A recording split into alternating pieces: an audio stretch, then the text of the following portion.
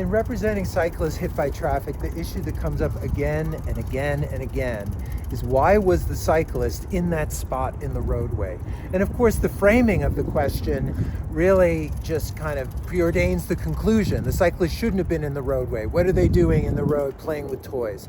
But bikes are real transportation, and we have the same right to the road as motorists with certain additional rules. There is a requirement that cyclists keep as close to the right as practicable on a two-way street. And in New York City, you can be on either side of a one-way avenue that's wider than 40 feet.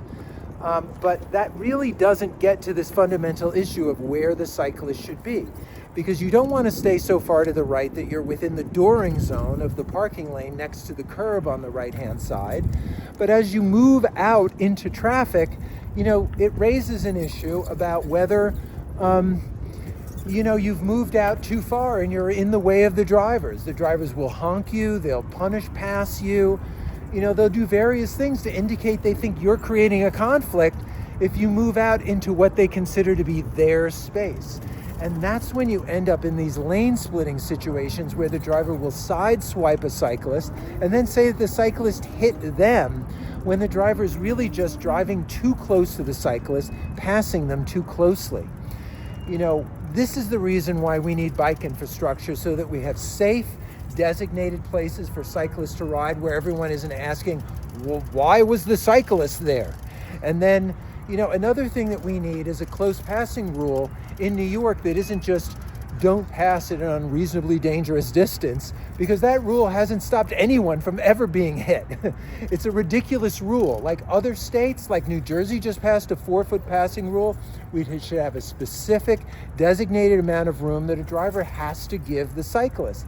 It's tough because in a city like New York City, there isn't that much road space. But at the end of the day, the cyclists are the vulnerable road users, and they're the ones who have to bear the burden of the harm if a driver strikes them.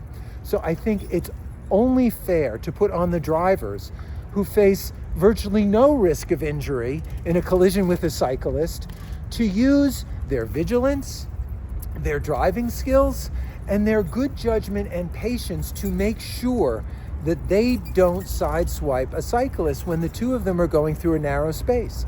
That the drivers, in fact, hang back and let the cyclist go through first sometimes. And much the same way, cyclists should hang back and let drivers go through a tight space, sometimes too. Whatever makes sense, including whoever has the right of way.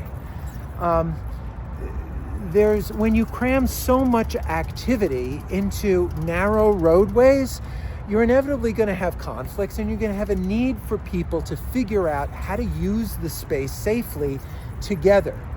We need to educate people how to do it, and we need to hold those who refuse to share that scarce shared roadway space to hold them accountable for the harm that they cause. We're doing a decent job of it here in New York, but we could always do a lot better.